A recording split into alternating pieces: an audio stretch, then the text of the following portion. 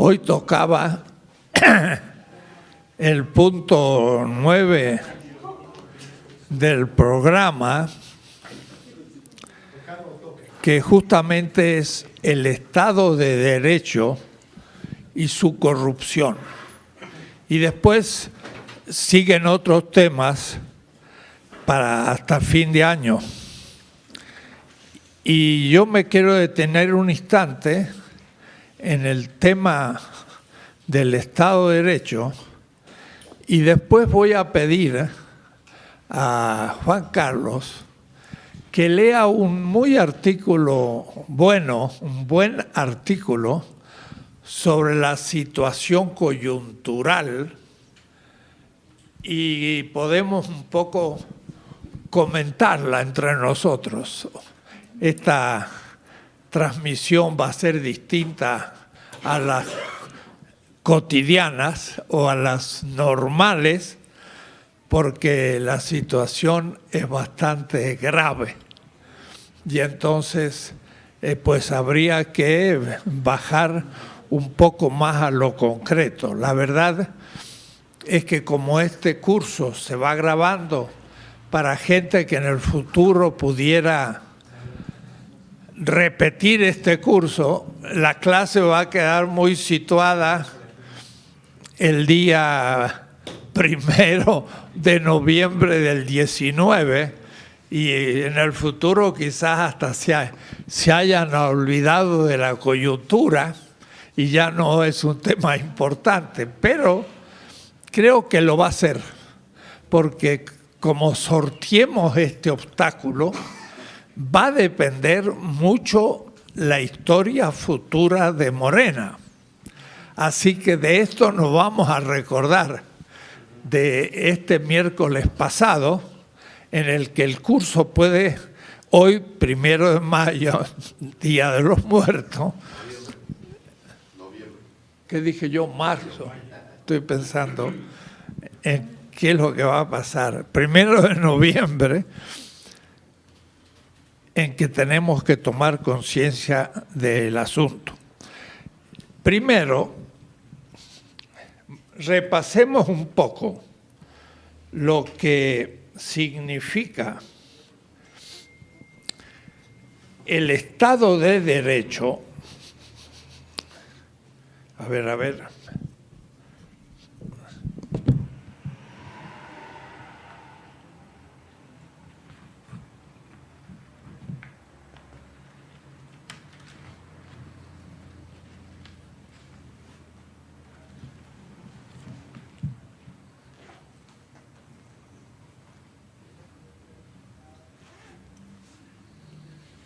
No lo voy a encontrar.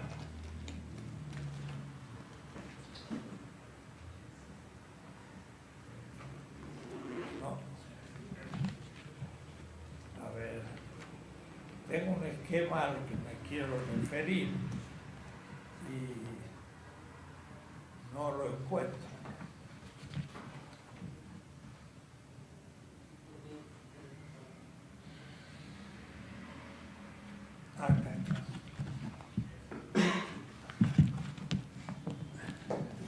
Es en la página 64 del 20 tesis de política, en el punto 8.21.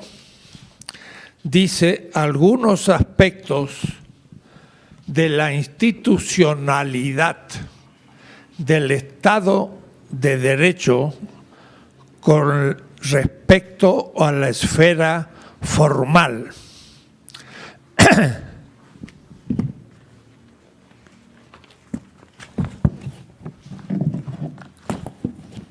La esfera formal no era la material ni la de factibilidad, era el modo como se adquiere la legitimidad. Y entonces partía de la comunidad, el consenso de la comunidad, y el consenso de la comunidad da a las decisiones legitimidad. Y de la legitimidad, entonces, es que empieza el desarrollo de las instituciones. En primer lugar, el pueblo, y por eso en todas estas reflexiones no hay que olvidar al pueblo, y en el caso de un partido político, al militante de base, aunque el partido tiene una organización y tiene también una estructura representativa del partido que también se puede fetichizar y dar espalda a los miembros del partido. Entonces, un partido también funciona como una comunidad y puede tener los problemas de una comunidad política nacional o una comunidad pequeña, como es el partido político, que tiene funciones muy específicas en la vida política de un pueblo. El pueblo, una vez que tiene un cierto consenso, se transforma en el poder instituyente de todas las, y le llamo instituyente con Castoriadis, un autor francés, de todas las instituciones. Y entonces hay un esquema que podría decirse así: el poder del pueblo,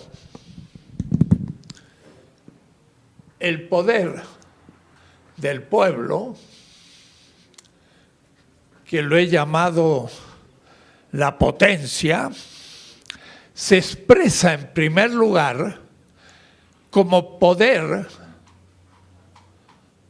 instituyente.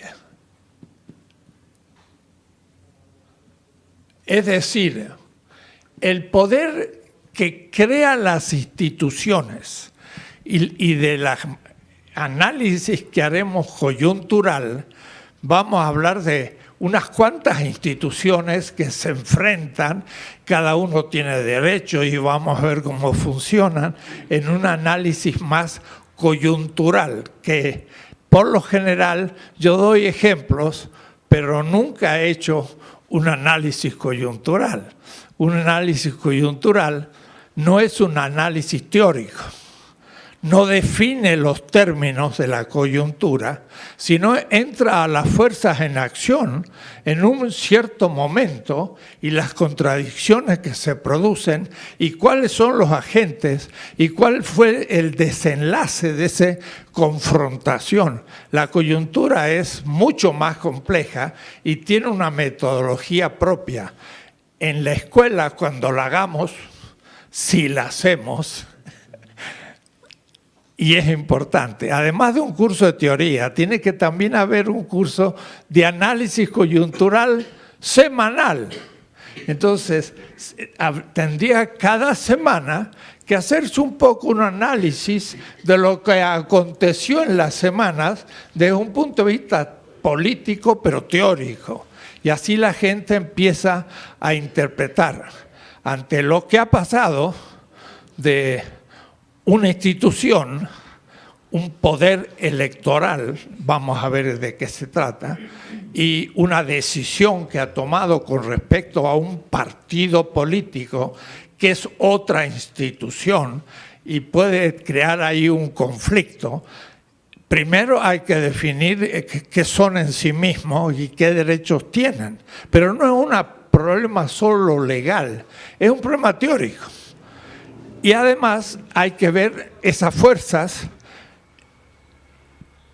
en su efectividad y contradicción concreta, qué sentido tiene según la historia próxima o lejana y las ideas sobre cómo pueden ser el desenlace de esa situación, que es lo que en este momento nos preocupa, qué hacer ante esa coyuntura.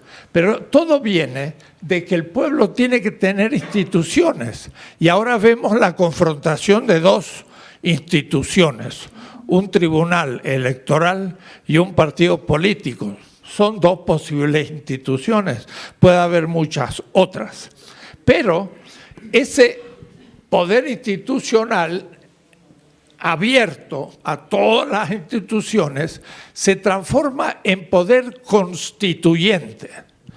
Y el poder constituyente, que esto tiene gran bibliografía, es el poder del pueblo por los representantes nombrados para dictar una constitución, para proclamar una constitución. La constitución es el organigrama de un Estado, cómo está organizado. Entonces, quiero distinguir entre el hecho de crear instituciones, pero el primer momento de ese poder instituyente es poder constituyente, hay que distinguirlo, para entonces dictar una constitución. En la constitución se declaran primero los derechos del pueblo y demás, pero después se describen los poderes. Y entonces aquí ya tenemos muy concreto algunos puntos. Hay un poder ejecutivo desde la Revolución Francesa, que es el que va a realizar lo que un poder legislativo decida, pero cuidado, el poder legislativo dicta las leyes.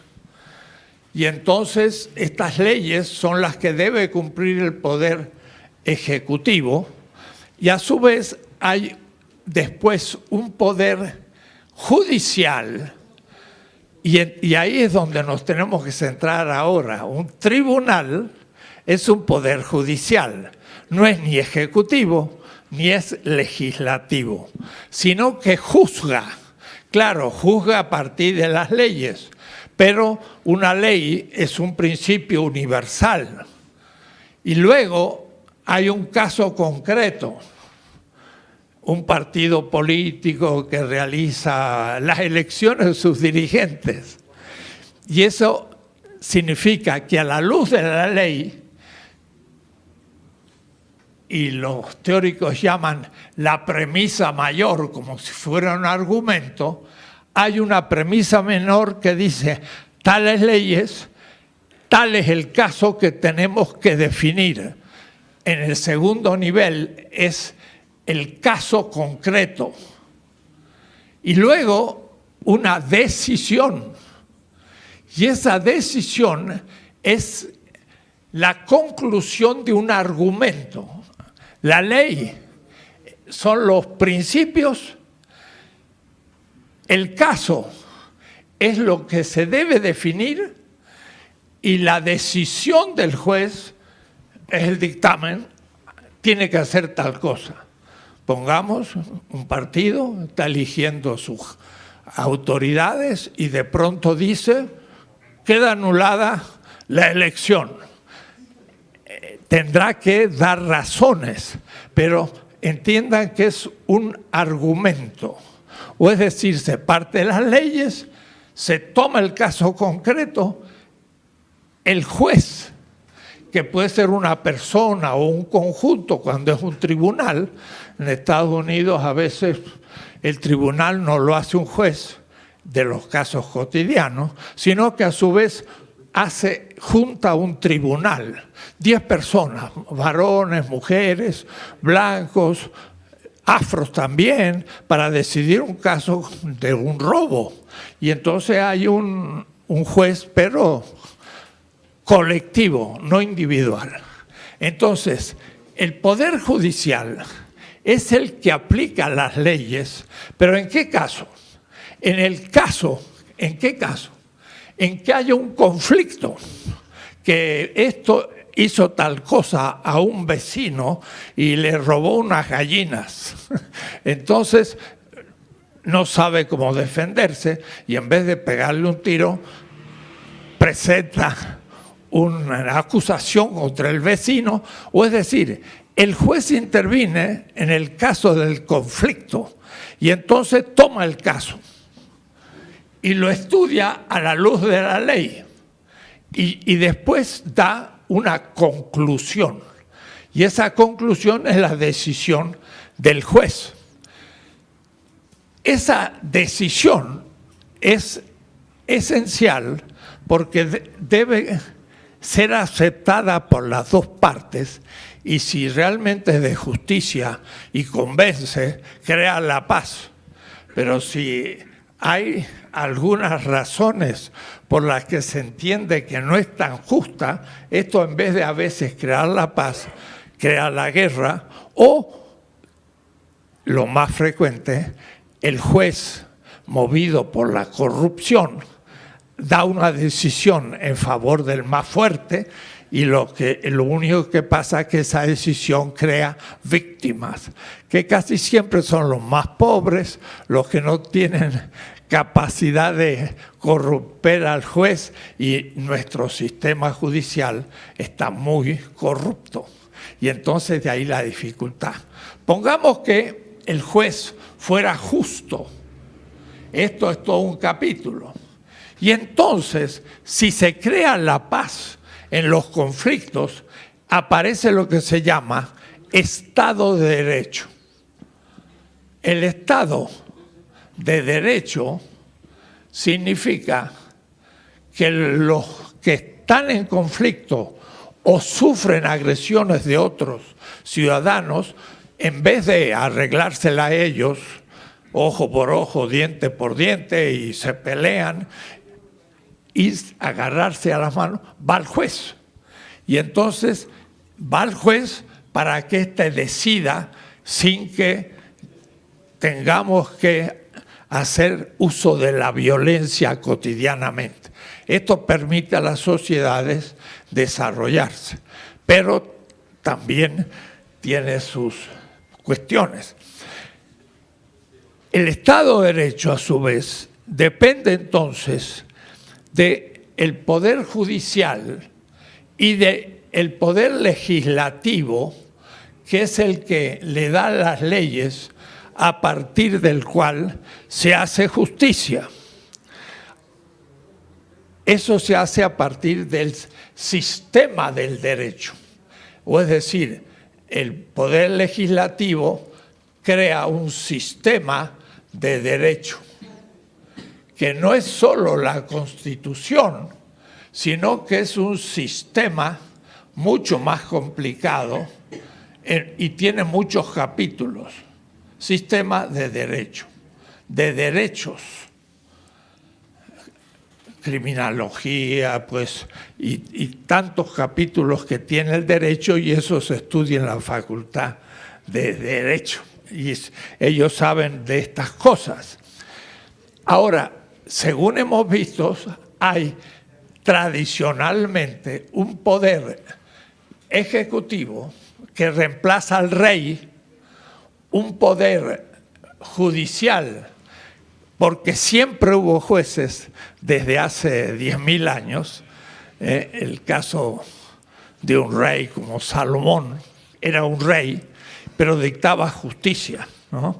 Y yo he dado el ejemplo de las dos mujeres que decían que tenían un hijo, pero una decía que era de uno y el otro decía que era otro, y claro, el sistema de derecho estaba muy poco desarrollado. El rey era al mismo tiempo juez, y entonces le propuso aquello de que, bueno, ya que las dos estén peleando por el niño, pues lo cortamos por la mitad. Y entonces era brutal. La madre dijo, no, prefiero que se la lleve la otra, pero ella sufría porque era el propio. Mientras que la que no era propio dijo, bueno, de acuerdo. Y el rey descubrió quién estaba mintiendo. Era la que no se tenía piedad del niño y entregó el niño entero a la madre, que sufrió por eso. Era una artimaña del rey que no tenía un sistema de derecho, y por eso tenía que intuitivamente ver en cada caso cómo solucionaba. También hay sistemas injustos, y casi siempre lo son porque la clase dirigente impone su derecho. Entonces, tenemos en este caso aquí Entonces, un poder ejecutivo que cumple el sistema del derecho, un poder legislativo que la Constitución le impone los derechos constitucionales y la estructura del Estado, pero el poder legislativo va dictando las leyes y el poder judicial, que es el que cumple las leyes en los casos concretos. Tenemos tres poderes. Hay en América Latina ya un país que tiene 5 poderes. Y miren qué interesante. 2 nuevos poderes. Uno le llama poder participativo. Hay que crear instituciones de la ciudadanía que puedan organizarse y exigir al Poder Legislativo, Ejecutivo y al Judicial aspectos que no han considerado injusticias cumplidas. Es una nueva institución de la que voy a hablar el próximo año, pero no lo tenemos en México. Pero es interesante otro caso. En esos países latinoamericanos hay un poder electoral. Los jueces del Tribunal Electoral son elegidos por el pueblo. Eso es una novedad en la historia del derecho y se ha cumplido en América Latina y sería bueno, dado estas circunstancias y otras que se van a dar en el futuro, empezar a pensar que no tienen que haber solo 3 poderes: ejecutivo, legislativo, judicial, sino uno participativo y uno electoral elegido por el pueblo. ¿Por qué? Porque puede el poder electoral ser elegido en un momento histórico que cuando cambia ese momento, pongamos el fin de la tercera transformación, que fue una decadencia corrupta, llegando a lo que ya conocemos, y el comienzo de la cuarta transformación en México empezó el 1 de julio del 18. La fecha es importante, van a ver ustedes después, porque el 1 de julio del 18. Porque hay una cuestión muy grave. Puede haber una institución como un partido político que debe tener un padrón. Significa todos los que son miembros del partido que reciben una cédula y pueden intervenir en el partido. Un partido no es un club de fútbol al cual yo deseo participar, me inscribo, pago la cuota y ya puedo ir a ver los partidos. Yo lo decido. Pero un partido no es una sociedad al que forma parte el que quiere, sino el que ha cumplido ciertas condiciones. Y miren qué interesante. Antes de esa fecha, era peligroso ser parte de un partido minoritario que no se sabía cómo iba a terminar esa controversia. De tal manera que el padrón del partido, constituido antes de esa fecha, estaba constituido por gente que pertenecía a ese partido, se jugaba por él y si perdía, como ya estaba acostumbrado, porque había habido 3 fraudes antecedentes desde 1988, la tenía que seguir en el llano luchando. Un padrón hecho antes de triunfo tiene garantías, porque la gente lo hizo por convicción. Y eso se quiere olvidar, o se olvida intencionalmente. Se hace por convicción, porque se está luchando por eso. Si a mí me dicen que el padrón se hace no el 1 de julio, sino el 1 de agosto, ya pasó un mes. ¡Wow! Mucha gente de los partidos derrotados dicen, este barco ya se hundió, a salir. Y por eso yo he hablado de las ratas, pero otros hablan de los chapulines. Ese mes es clave. Entonces hay una persona que dice, no, si ahora hay 100 millones de personas que quieren formar parte de un partido que está en el poder, o que mejor ejerce un poder obediencial, con ética. Y ahora de pronto, en vez de ser 3 millones los que forman el padrón, ¡guau!, 10 millones. Va a haber 3 millones por convicción y 7 por ventajas. El partido en la primera elección es destruido. ¿Quién piensa que yo elijo el partido porque me gusta y entonces adelante? Nadie. Todos los partidos de la tierra ponen condiciones. Y cuando más serio es el partido y más intenta cambiar las cosas, tiene que poner condiciones. Tiene que saber quién es la persona, cuál es su currículum, pero currículum policial. Primero, un certificado de conducta. Luego, ser presentado por otros miembros militantes antiguos del partido. Y luego se le tendría que preguntar, a ver, ¿el estatuto lo conoce usted? ¿Qué piensa sobre este aspecto, sobre otro aspecto? Y si tiene una ideología pues distinta, se le dice, no, estudie si quiere, cambie de conducta, en el futuro podría formar parte.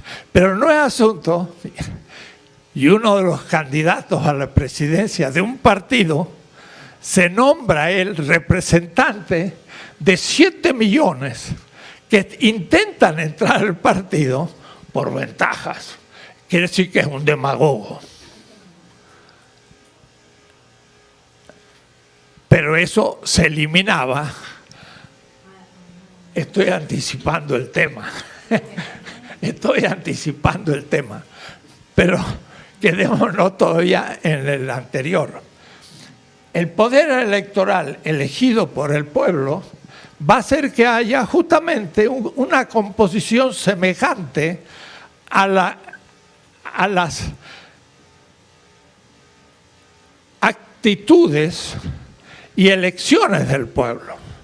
Mientras que uno puede heredar en una etapa histórica un tribunal elegido en otra etapa histórica. Es el problema de las Supremas Cortes.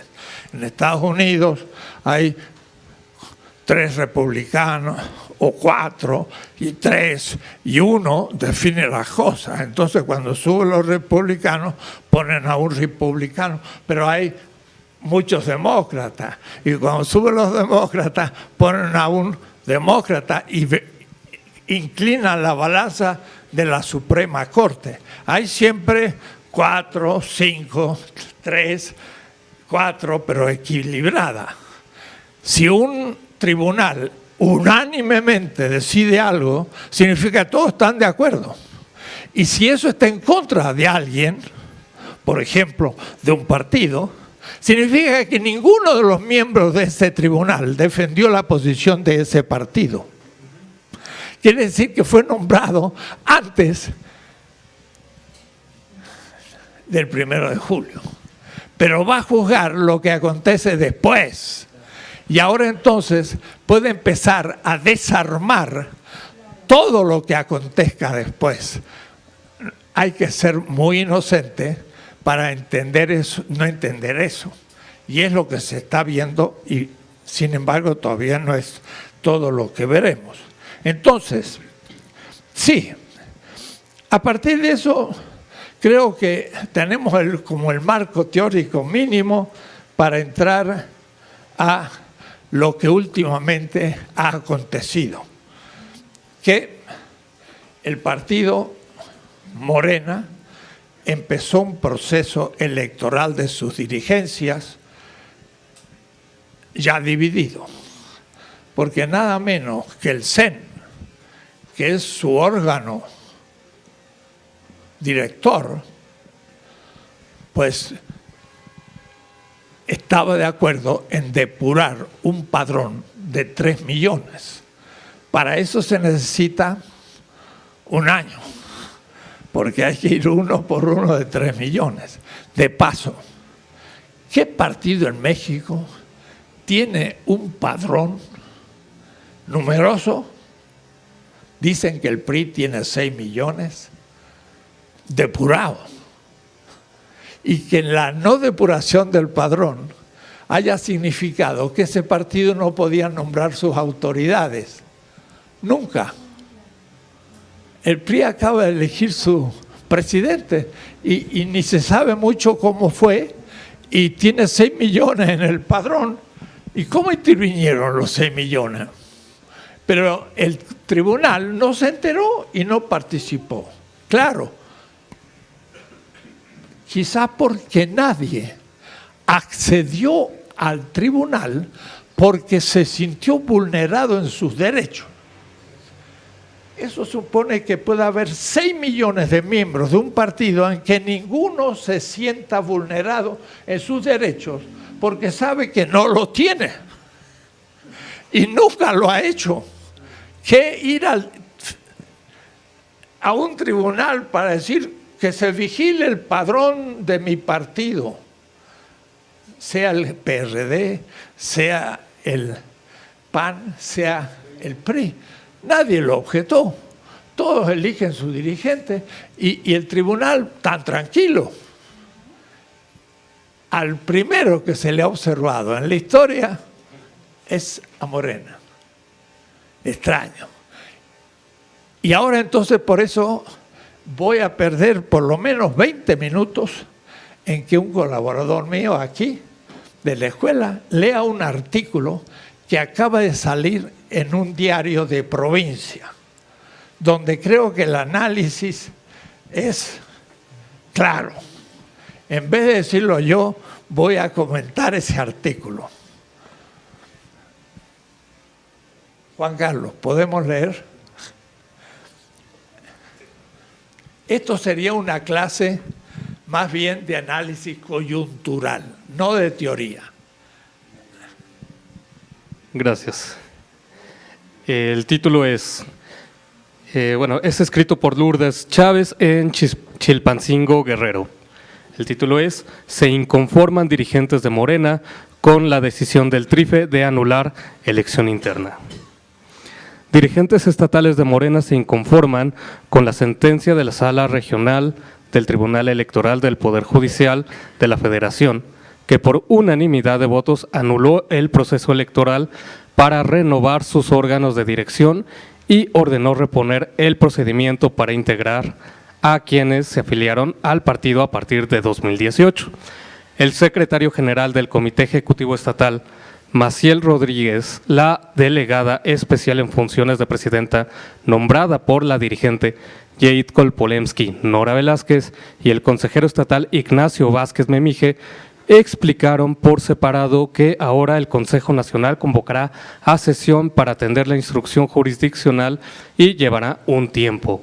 Asimismo, mediante un comunicado, militantes de Morena Acapulco rechazaron lo que llamaron intromisión de los magistrados en la vida interna de su partido y denunciaron que esta sentencia tiene el propósito de impedir que Morena normalice su vida interna institucional y, se abre la cita, no puede jugar un papel digno en el acompañamiento de la Cuarta Transformación que encabeza el presidente Andrés Manuel López Obrador. Se cierra la cita. La sentencia que se aprobó el miércoles dejó sin efectos la decisión del Congreso Nacional de Morena del 20 de agosto de que en el proceso electoral interno solo aplicaría el padrón de militantes registrados hasta el 20 de noviembre de 2017. El dictamen revocó la convocatoria para la elección del partido y anuló todos los actos llevados a cabo en el procedimiento de elección de dirigentes en respuesta a la impugnación del diputado federal de Morena, Sergio Gutiérrez Luna, quien denunció que fue excluido del proceso. Quiero que se recuerde el nombre. porque es un miembro del partido que deja los órganos internos del partido, que es la Comisión de Honestidad y Justicia, y va a un órgano estatal exterior. Quiere decir que el partido pierde autonomía. Y hay una persona que, siendo de Morena, pide un juicio sobre lo que se está haciendo. El nombre es... Repetimos, Sergio Gutiérrez Luna.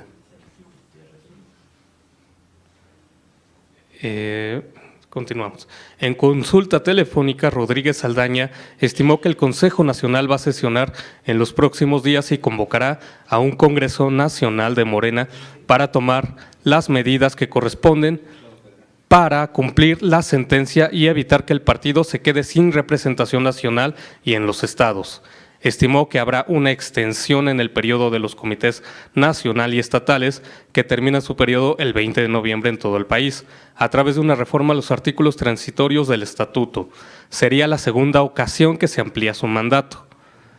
Pese a algunas voces que insisten en la realización de una encuesta para elegir a los presidentes nacional y estatales, el secretario general recordó que la Comisión Nacional de Honor y Justicia de Morena ya emitió una opinión al respecto y que el método de elección estatutario es mediante asambleas.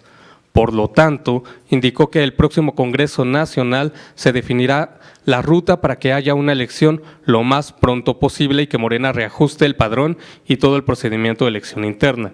Advirtió que la injerencia del tribunal en las decisiones del partido fue, se abre la cita, evidente, y se cierra la cita, y se tendría que investigar si los bienes e ingresos de los magistrados corresponden a sus ingresos. Antes, la presidenta del Consejo Nacional, Berta Luján, denunció la posible coacción de magistrados por miembros de Morena. Por otro lado, vía telefónica, Nora Velázquez llamó a la presidenta del Consejo Nacional y la dirigente nacional Berta Luján y a Jade Kolpolemsky a ponerse de acuerdo por el bien de la militancia. Es sabido que las dos aspiran a presidir el próximo CEN de Morena y han tenido confrontaciones. Velázquez confirmó que los militantes tendrán que acatar la resolución del Tribunal Federal y revisar el mecanismo para la revisión del padrón. Se abre la cita, que quién sabe cuánto tiempo puede llevar, lo que se tiene que definir de común acuerdo cómo se va a hacer el trabajo territorial. Se cierra la cita. Informó también que el miércoles por la noche se reunió con el secretario de organización, Leonel Godoy, para revisar las fechas en que se podrían reponer las asambleas estatales suspendidas en la entidad y ahí conocieron de la resolución del Tribunal Electoral. Después de esto, dijo que, se abre la cita, solo queda hacer puentes institucionales para que podamos salir adelante. Pese al golpeteo, finalmente se tiene que salir adelante, se cierra la cita. Advirtió que la derecha incrustada en Morena está muy interesada en intervenir y remontar en las elecciones de las próximas elecciones de gubernaturas en el país. En tanto, el coordinador de la defensa del voto estatal de las estructuras de la pasada elección y consejero estatal Ignacio Vázquez Memije confirmó que no les agrada la intromisión del tribunal en la elección interna de Morena, sin embargo, deben acatar lo legal. Confirmó que sigue un proceso largo para renovar los órganos del partido y será necesario reformar sus estatutos en un Congreso Nacional, luego someterlos a la consideración del INE, que debe salvaguardar los derechos de los afiliados. Después sigue la reposición de la convocatoria y arrancar de cero el proceso de elección interna. Aclaró que los actores locales solo les queda esperar que el Consejo Nacional defina la ruta de trabajo. En un escrito entregado a la redacción de El Sur, los militantes Daniel Pedrosa, José Luis Castellanos Gómez, Raúl Gracida González, Tomás Pérez Nova y Marco Antonio Adame Bello consideraron grosero e inaceptable el dictamen del tribunal porque tiene un fondo político que es el de impedir que el partido normalice su vida interna institucional para que no pueda jugar un papel digno en el acompañamiento de la Cuarta Transformación que encabeza el presidente de México, Andrés Manuel López Obrador. No obstante, aceptaron que será necesario un proceso de diálogo de los grupos y expresiones que se mueven en Morena para definir qué hacer para defender al partido frente a los embates de la derecha recalcitrante y sus aliados dentro de Morena. Es un artículo escrito, como dije, cerca de Acapulco, en Guerrero, y me parece muy informativo. Y entonces yo lo que me gustaría hacer es comentar un poco el artículo y quizás abrir esta vez el debate que alguno de ustedes que tenga ideas, pues muestre. Yo creo que el tema es crucial. Es como la gestación de un niño. Si el niño tiene de origen un paro cardíaco o respira mal, cuando lo sacamos del útero materno, va a quedar toda la vida con problemas cerebrales. Morena está en ese momento, porque a su vez el tribunal exige que se renueve el padrón hasta agosto del 18, siendo que la derrota de la oposición y el comienzo de la nueva transformación empezó el mes anterior. Primero, me gustaría saber cómo se va a aprobar, qué gente quiso entrar en el partido en el mes anterior. Va a ser imposible que lo pruebe la gente. Alguien que haya escrito una carta ante un notario y que diga yo quiero ser parte del partido, ese tendrá derecho según él. Y si no, ¿cómo? Pero ya está indicando que es después del triunfo. Quiere decir que la gente que se inscribiría es ya por ventajas. Y esto justo está en contra de la ética que se propone. Estamos hablando de la ética y la rompemos en su origen. El partido es corrompido por gente que lo que intenta es un proyecto personal o poder en una pirámide inscribirse para tener un cargo o ocupar alguna responsabilidad que quizás también cumplió en otro partido el mes anterior. Lo más sabio, justamente por eso, fue parar el padrón antes de la elección. Y entonces la gente que estaba por convicción. Extraño es que el tribunal llegue a proponer esa medida ya muy concreta. ¿Qué intención tiene de decir que se depure el padrón como está y no que se diga que se abra hasta agosto del 18? Eso ya parece muy extraño. Pero hay que entender en qué momento nos encontramos según lo que yo indicaba de las tres momentos de la política. Hay un sistema estable que es el momento 1, decía yo, establecido, pero que termina por corromperse. Y eso entonces es la fetichización del sistema y su corrupción. ¿Cuál en la tercera transformación? ¿Cuál es la tercera transformación? Empezó con la revolución, pero una revolución que fue interesante e importante, como lo fue la primera transformación de Hidalgo y los patriotas y terminó en Maximiliano, como empezó con Juárez muy bien y terminó con Porfirio, que empezó con la revolución y terminó con Peña Nieto. O es decir, las transformaciones pueden derrocarse y llegar a su contradicción. Estamos, después de larga lucha contra el sistema, era el momento 2.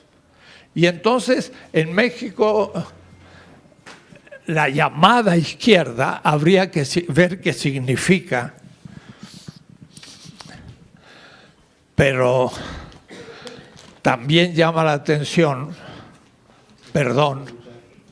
que un general diga la hegemonía de una pretendida izquierda es la causa de la polarización en México.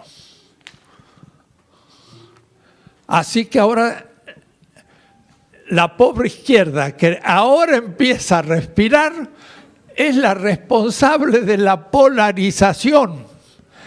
¿Y dónde aprendió el general esto?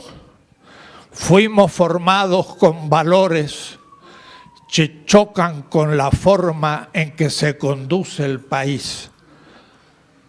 Señor general, ¿dónde usted fue formado con esos valores? No he escuchado yo por lo menos nunca una expresión tan clara y fuerte contra un gobierno que usted haya proferido antes de ahora. ¿Qué dijo durante los últimos 20 años? Parece que sus valores estaban de acuerdo con lo que acontecía. Y eso no había polarizado la población. El que lo polariza es el que dice, primero los pobres, así que usted saca a los ricos ahora del ámbito, si los ricos están en el poder, yo quiero que también los pobres participen. Eso polariza la sociedad. Grave la situación, gravísima la situación, porque al mismo tiempo que alguien se anima a decir eso, y me gustaría a mí, como intelectual, hablar de esto. Porque da la casualidad que yo soy mexicano por adopción. Ya 46 años en México. Pero a mí me echó un gobierno militar. Y tengo un artículo que se llamaba Las dos morales. La moral del ejército y la moral laica o cotidiana. No lo aplico en México, nunca lo había aplicado, pero esto me hace pensar. Y eso al mismo tiempo que por otra parte un tribunal ataca en su centro a un partido que tiene órganos internos judiciales, que es la Comisión de Honestidad y Justicia, a la que todos nosotros tenemos que atenernos. Pero hay gente que sabe que nunca va a ser elegido por la base, por la gente. Y entonces lo que quiere, recurre a un juez externo al partido, interior al Estado, pero que no deja de estar dentro de una situación política al cual esa dictamen va a favorecer. Y entonces no podemos simplemente decir vamos a cumplir porque la ley lo dice, sino lo que la ley dice habría que realmente ir al fondo de los argumentos que justificaron esa decisión. De que había un padrón no del todo elaborado, de acuerdo. Los responsables era el CEN. Y el CEN fue dirigido por personas que estuvieron luchando para ver cómo se reelegían, más que cumplir sus funciones, que era, por ejemplo, purificar el padrón. ¿Qué hicieron durante un año? No lo hicieron y se hizo a último momento. Podrá decir, no se me entregó. Había que hablar con la gente que tenía el padrón y convencerla que lo entregara, pero no lo hacían. Entonces, problemas. Tenemos problemas. Tenemos dentro de Morena gente con la mentalidad de la tercera transformación. Y esto es grave. Y por ahora han hecho un enorme mal al partido. Pero en el artículo otro se muestra cómo esto fue justo lo que le pasó al PRD. También por dictámenes del Tribunal Electoral llegó a la cúpula del PRD un grupo, ¿se recuerdan? Los chuchos, que llevaron al partido a su fracaso y que ahora en la próxima elección de dentro intermedia no va a lograr ni el 5% ni el 3%, posiblemente desaparezca. Pero fue también por una intervención que impuso un grupo del PRD, y no el mejor, sino justamente el que no tenía contacto con la base. Entonces tenemos que tener mucho cuidado. ¿Quiénes son realmente las autoridades que tienen contacto con ese militante cotidiano, pobre del campo y la ciudad, que fue el que llevó adelante la transformación? Se habla también de que solamente 30 millones fueron de votos, y se dice en algún momento que con esa cantidad de votos tiene una hegemonía dentro de México, pero no la mayoría, indicando algo así como que hay 100 millones que no votaron por ese partido. ¿Y cuánto votaron por los otros? 15%, 26% y 50 y tanto. Cada uno del que vota es un iceberg que aparece, pero hay una multitud de gente atrás que ni va a votar, pero que está de acuerdo. Entonces, decir que el 53% de los votantes no es la mayoría de un pueblo, porque solo fueron 30,000 de 130, es una falsedad. Y en nombre de ese argumento se vuelve contra, diciendo cosas muy fuertes. Nos preocupa el México de hoy. Nos sentimos agraviados como mexicanos y ofendidos como soldados.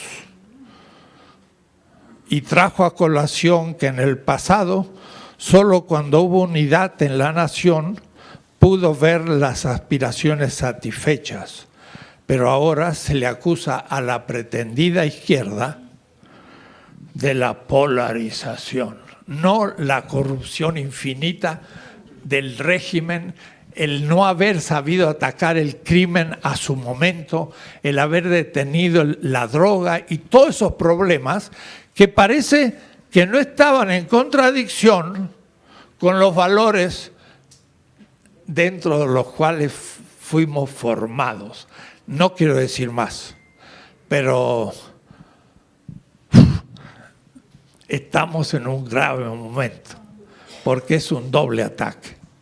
Un ataque de una institución muy importante y un ataque del Poder Judicial, que podría muy bien haber hecho a Morena indicaciones fuertes, diciendo que le daba 4 meses para depurar su padrón, pero no el hecho de suprimir el movimiento de cientos de miles de personas que ya han elegido como 2,000 y pico, 300 delegados que ya han sido elegidos y que ahora se los borra del mapa sin explicaciones, porque el padrón no estaba perfecto.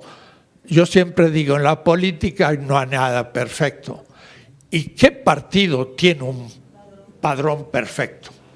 Y si fuera imperfecto, perfeccionémoslo, pero no de esta manera, exigiéndole negar. Y esto en beneficio de algunos, y no los voy a nombrar, pero se los puede nombrar.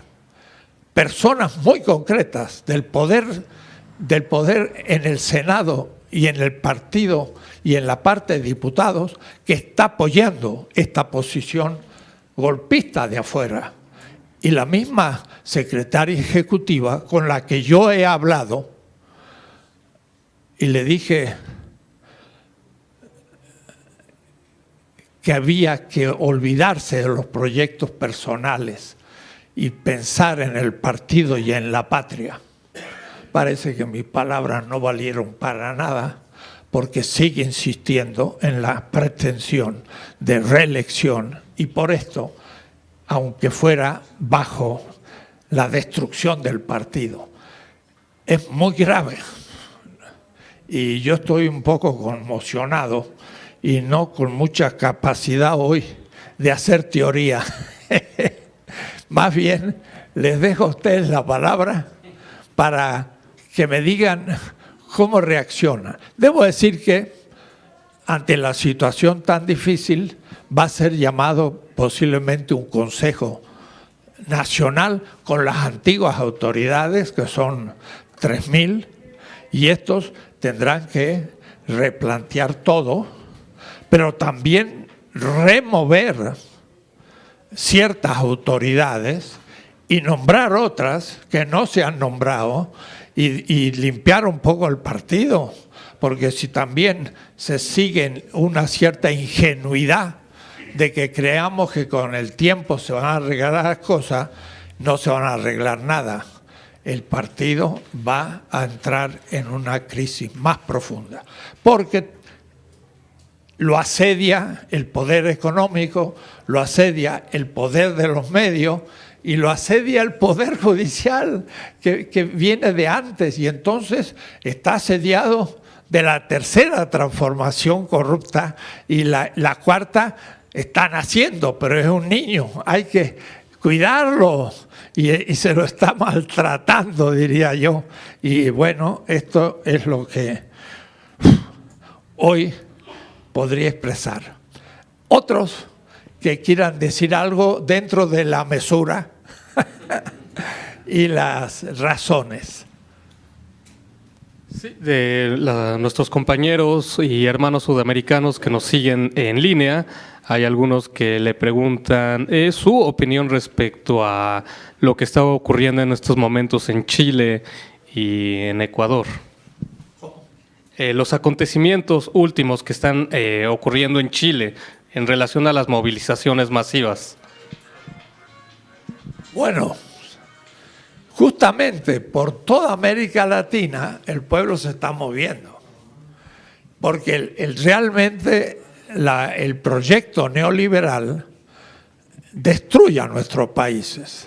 El caso, miren qué interesante, el lunes va a venir el presidente electo de Argentina, y va a haber una conferencia a las 6 de la tarde que organiza John Ackerman en el colegio ahí de San Ildefonso. Quiero ir a escucharlo al presidente, pero ¿por qué será que el presidente lo invita a él y no a cualquiera?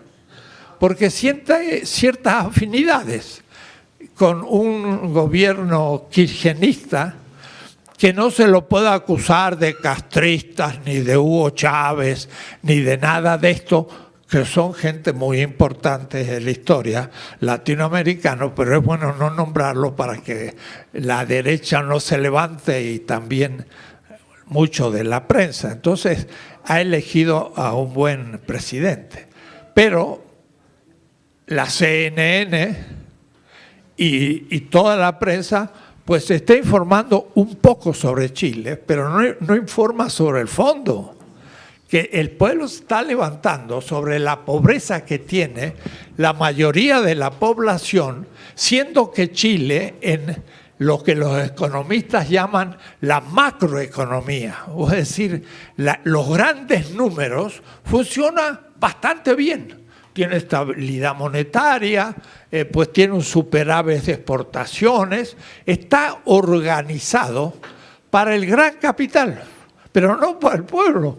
El pueblo está mal en Chile y es el que se ha levantado, y ahora ya no es como en Ecuador, que el tal Lenín Moreno, como se le levantó todos los campesinos también por la pobreza, igual que México, le subió la gasolina, se levantaron todos Y él entonces bajó la gasolina y ya se aquietaron y aceptaron, y no se dieron cuenta que han aceptado la gestión de un crédito del Fondo Monetario Internacional cuantioso, con el cual Ecuador va a perder muchísimo bienes y va a transferir gran riqueza. Eso se lo olvidó, el pueblo no lo vio. A veces el pueblo tampoco tiene información porque los medios no informan. Y lo mismo entonces, pero los chilenos no. Los chilenos han dicho, queremos pedir mucho más que solo que baje el boleto del transporte. Queremos pedir al gobierno. Puede que el gobierno que apuesta al cansancio de la reacción popular, al fin se canse y Pineda quede, pero va a quedar malherido. Si queda. Y si el pueblo no sigue, hasta tirarlo abajo, ya veremos. Pero lo cierto es que los proyectos neoliberales duran muy poco para agotarse ahora. El de Macri al primer año ya era un desastre y lo soportaron 4 años, pero ahora no lo permitieron. Bolsonaro ahí en Brasil es igual desastre que Macri y el pueblo brasileño lo aguanta. Pero miren qué notable, el Poder Judicial, por un juez que es un abogado que fue formado por los servicios de inteligencia americanos, es el que lo juzgó a Lula y lo metió preso sin causas, no pudo probarlo, y está preso todavía, para eliminarlo como candidato. Y luego, con la propaganda y el despiste, eligieron el anti-Lula completo, que es un desastre. Entonces, estamos ante situaciones políticas novedosas. Ya no son golpes de Estado, ahora son golpes propagandísticos, son golpes judiciales. Es un juez el que liquidó a Lula y querían liquidar a Cristina Fernández. Cuando ya al último la estaban por liquidar, Cristina, que es una gran política, sacó de la nada a Alberto Fernández y ya no le pudieron encaminar todas las críticas a un hombre que estaba fuera, pero no está tan fuera. Fue el que organizaba el gabinete de Kirchner y es un hombre que está muy presente en la historia de los últimos años. No es un improvisado.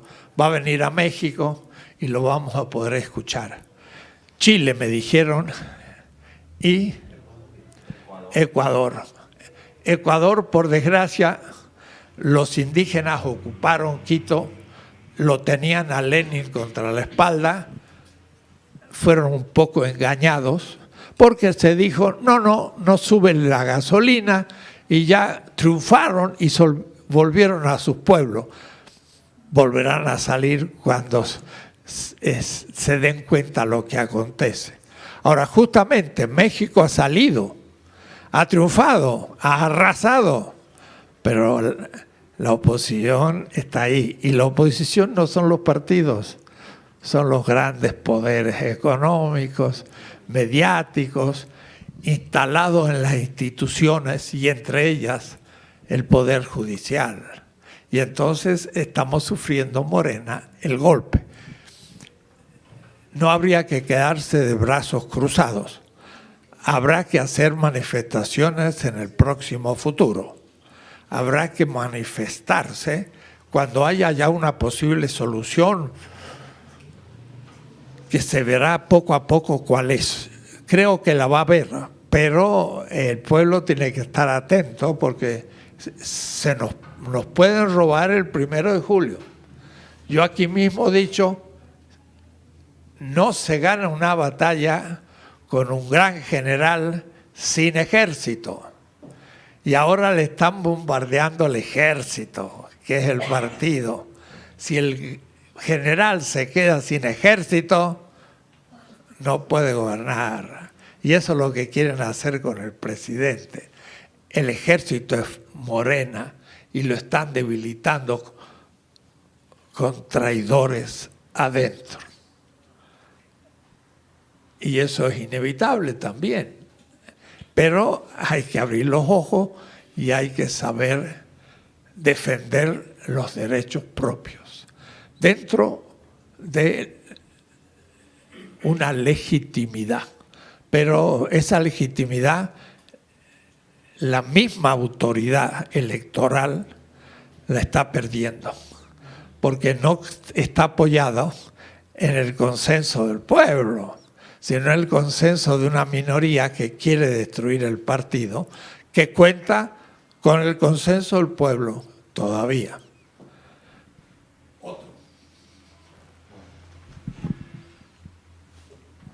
Bueno, yo soy de Cuautitlán.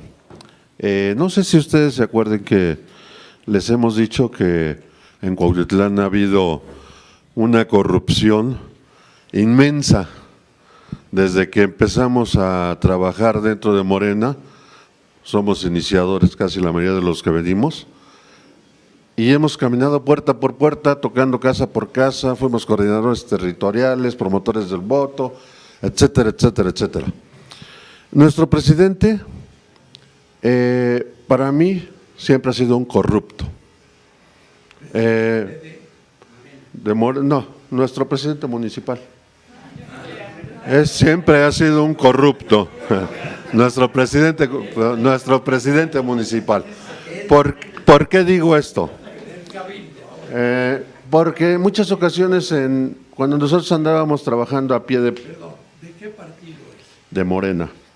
Es un corrupto. Y lo digo por esto, porque desde que nosotros andábamos trabajando a pie de piso, caminando, tocando puertas, muchas ocasiones tratamos de hacer negociaciones para trabajar como un acuerdo y nunca se llevaron a cabo. O sea, siempre nos falló, siempre nos falló. No solamente a mí, sino a muchos compañeros.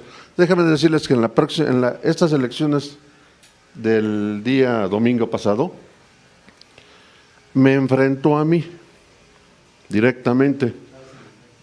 Y a mí siempre hemos tenido mucha diferencia y me retó.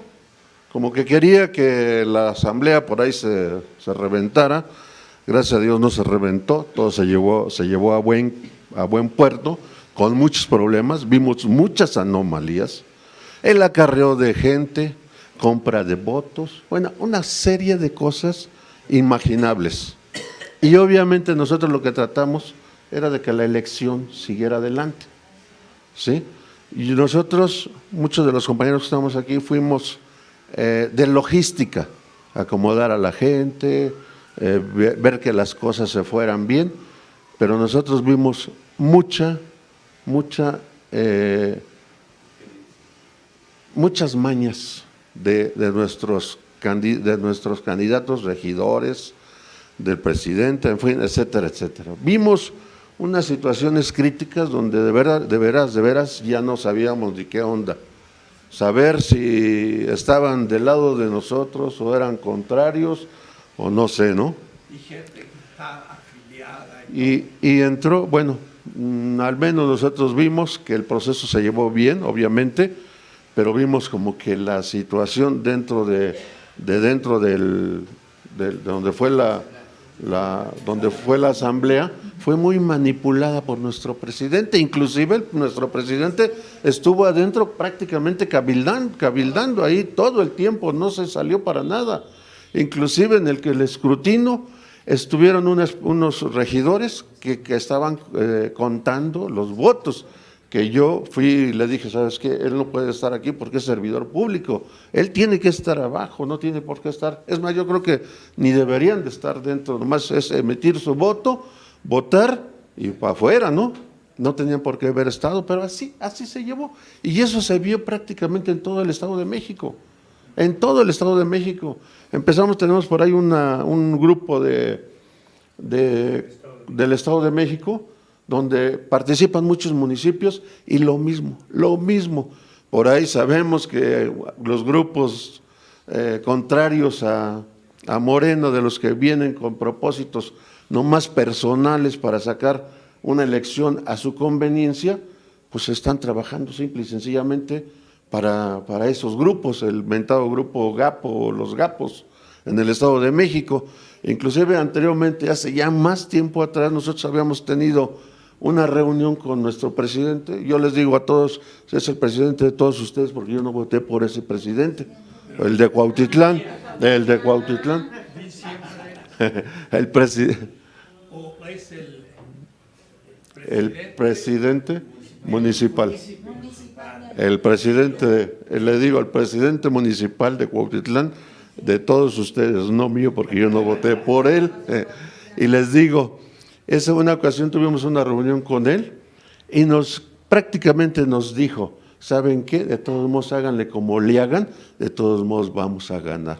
Porque nosotros tenemos máxima autoridad dentro del Estado de México y tenemos a la gente arriba y en fin, etcétera, etcétera, prácticamente así amenazándonos, diciendo que de todos modos iba a ganar. Y creo que sí ganaron, algunas, dos duplas nomás, pero a final de cuentas hicieron todo lo posible para tratar de llevársela. Sí. Terminó la asamblea bien, gracias a Dios, hubo muchas broncas también, pero sí se terminó bien. Y parece también que ahí el presidente que presidió la asamblea también como que tenía algo de contubernio junto con los grupos estos, ¿no? Porque a mí me tocó en la logística estar afuera de la puerta recibiendo a todas las personas y me mandó a hablar por primera vez el presidente que estaba presidiendo la asamblea. Me mandó a hablar que porque quería platicar conmigo, ¿qué onda? Y me dice, oye, ¿vas en alguna fórmula tú a...? Y yo le dije, no voy a ninguna, no voy a participar para delegado o algo, ¿no? No voy a participar. Ah, bueno, sale. Me volví a regresar a la puerta, estaba mi compañero y yo cuidando la entrada para que no se nos metieran gente, y ya empieza el otra vez, ¿no? Por ahí no sé quién se dio cuenta que el Pidio Rivera estaba trabajando en la puerta y vuelve a hablarme el presidente que estaba presidiendo la asamblea y me dice, oye, te voy a tener que quitar de la puerta porque no puedes estar ahí. Ya me hablaron del comité estatal que te quite de la puerta, vas para afuera. Me metió a otro y me quitó completamente de la puerta porque le habían dado órdenes del comité estatal que yo no debería estar ahí.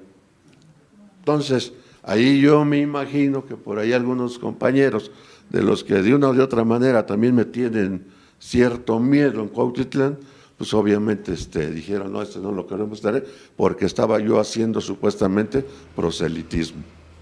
Entonces, todas esas cosas, a final de cuentas, para mí, siento que es corrupción de poder. En este caso, en Cuautitlán, se vio definitivamente la situación que se estaba viviendo tensa.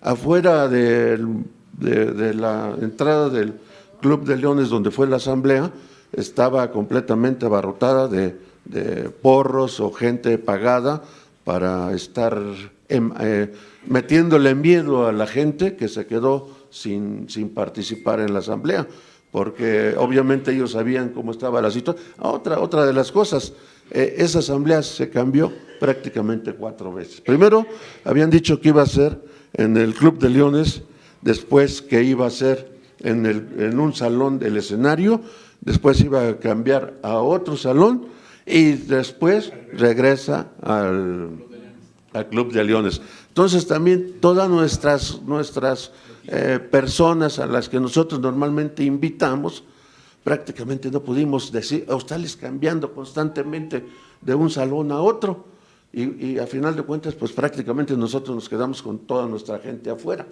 porque no llegó a la hora, porque muchos no supieron, porque muchos no se les alcanzó a decir, cuando nosotros veníamos trabajando a lo mejor con nuestra gente, nuestra militancia, un poquito en cuestión de trabajo.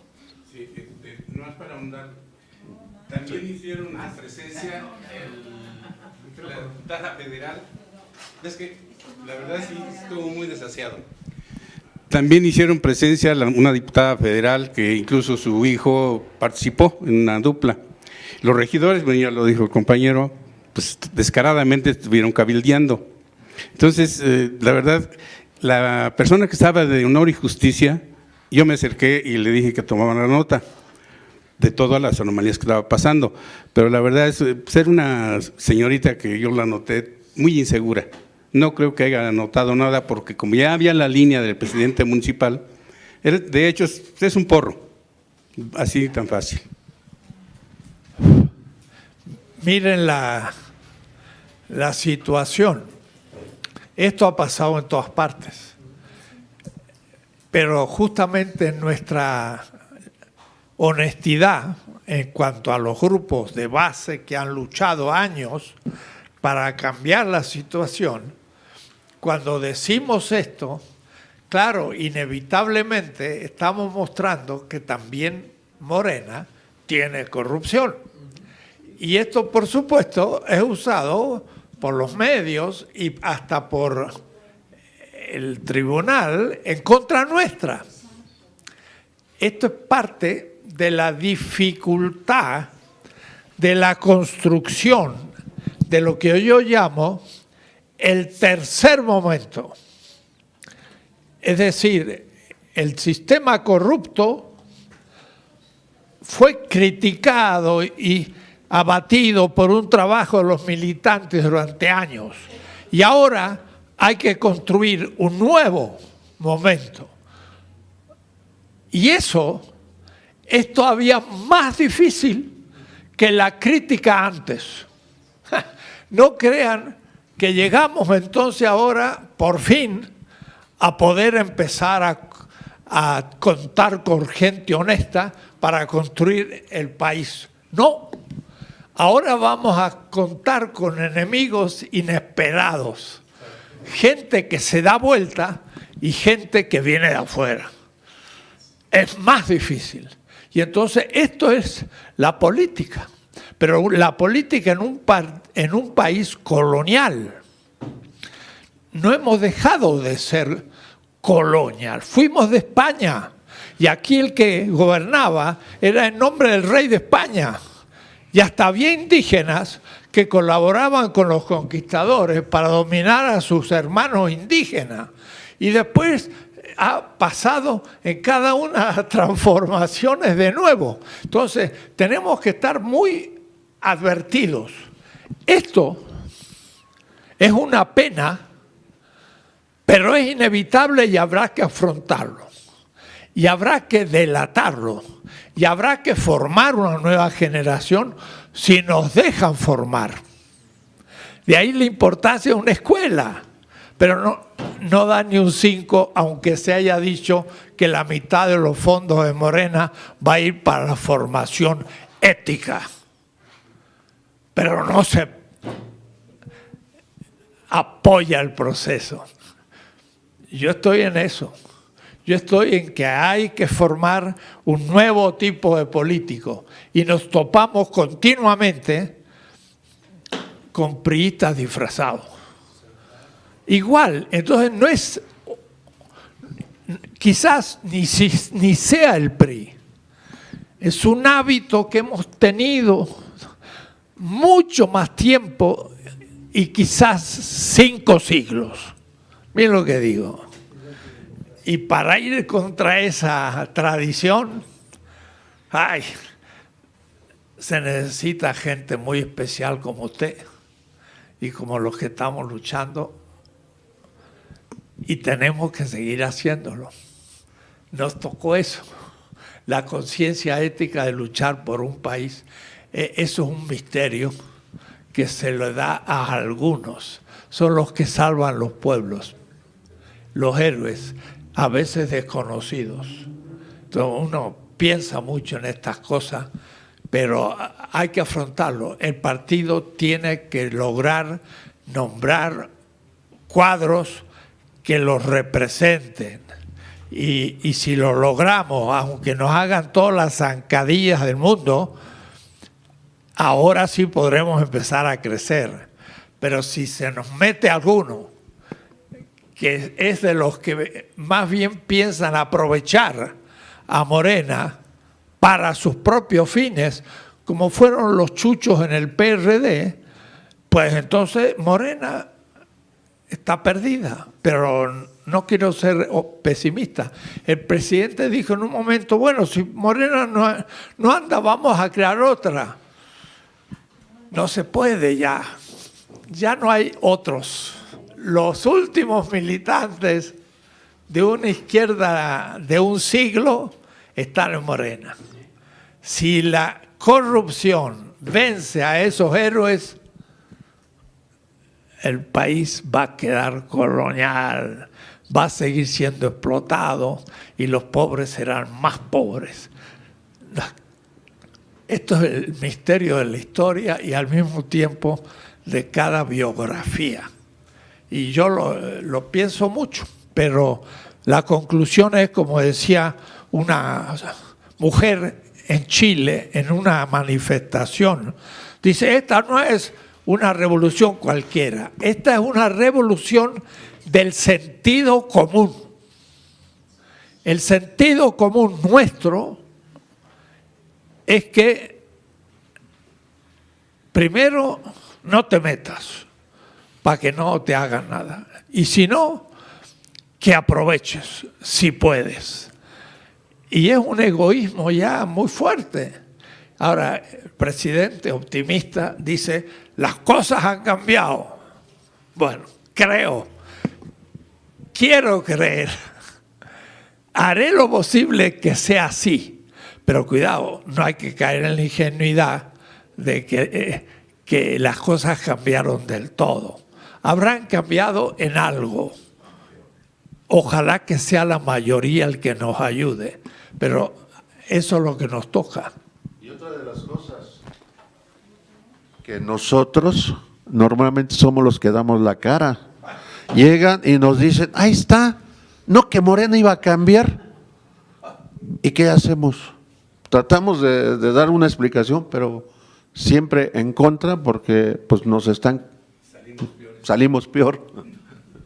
Claro, hay otros que socavan, que no presentan, que son los que roban, que son los corruptos que tenemos y al que hay que decir, aunque esté en Morena, no representa el espíritu de Morena. Pero claro, el opositor no distingue y nos tira a los dos a la basura. Bueno, hay que triunfar dentro. Ahora, si a todos esos que quieren las ventajas y no han sufrido ni piensan sufrir, los dejamos entrar, ahí sí perdimos la batalla. Y eso es lo que nos induce el Tribunal Electoral, en nombre de la ley, que es la justicia, el bien y los valores de la patria. Y nos está diciendo, acepte la corrupción. No puede ser. Entonces, hasta tenemos que enfrentarlos a ello. Situación difícil. Pero debo decir, la historia siempre fue así. Es el misterio de los grandes hombres y mujeres que han luchado por sus ideales y que se han compadecido de los más pobres para sacarlos del estado de injusticia. Y debo decir que lo han logrado muchas veces. Ojalá que nosotros podamos avanzar.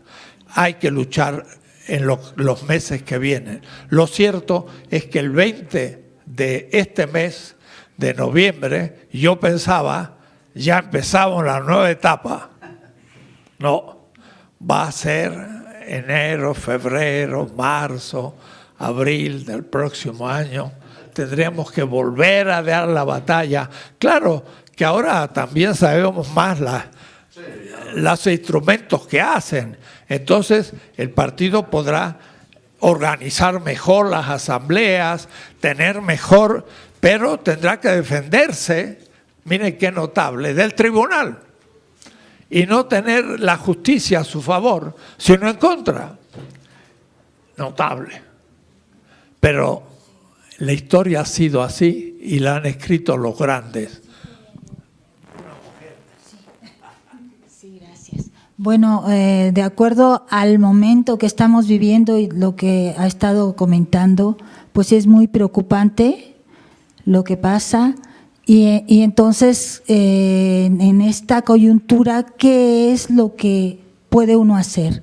O sea, ¿realmente tenemos que acatar la sentencia del Tribunal Electoral o podemos impugnarla, o cuál es el mecanismo legal que podemos, o sea, nosotros lograr o movilizarnos, o qué es lo que usted nos pudiera aconsejar?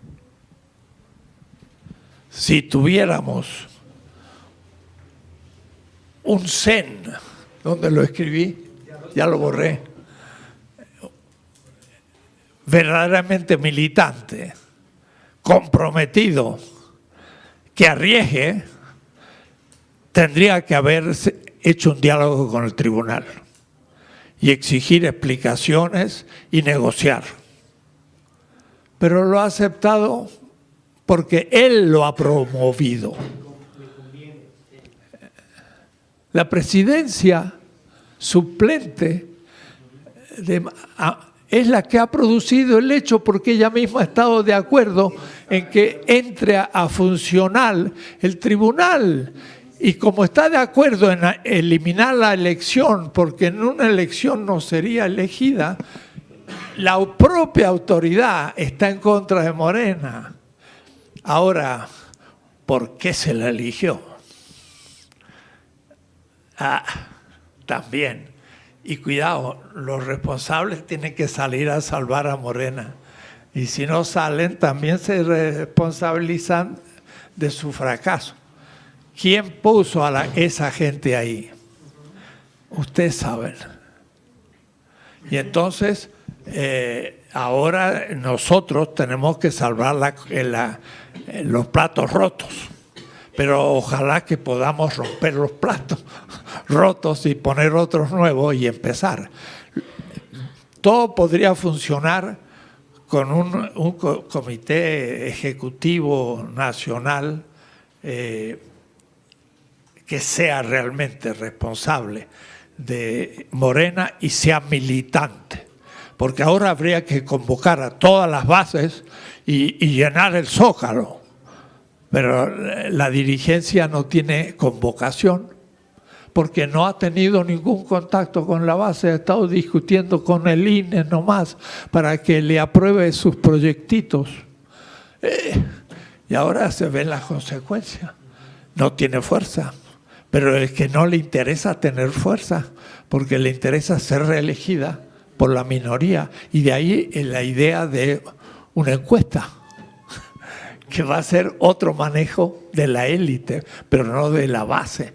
La base es votación y al menos se han tenido que movilizar y me gustaría saber cuál es el porcentaje de las posiciones ideológicas de los delegados, si responde realmente a Morena o si algunos también están por proyectos particulares.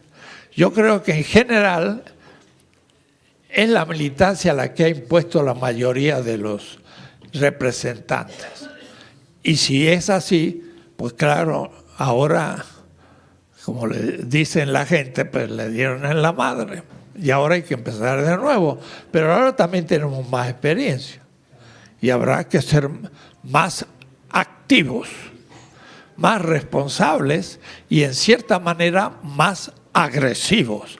No que nos dan una patada y nos sobamos el golpe y seguimos caminando. No, hay que poner resistencia, que no sea tan fácil el darnos una bofetada. Ahora nos dieron una bofetada y miramos para otro lado. No le pusimos la otra mejilla, pero estamos mirando para otro lado. Pero bueno, eso por la debilidad de sus dirigentes. Y esa debilidad, bueno, es un problema que hay que irlo pensando. Bueno, esta clase, que no fue clase, este análisis coyuntural, que tampoco fue análisis coyuntural, ha sido una charla entre amigos que me puede también costar a mí de algunas cosas que he dicho, pero espero haber logrado una cierta mesura de mi enervamiento. Estoy muy indignado. Y entonces es difícil hablar para mantenerse dentro de una cierta equilibrio. Pero veremos cómo sigue la historia. Estamos en medio de ella y en momento clave. Ya se cumplió el tiempo, seguimos la próxima.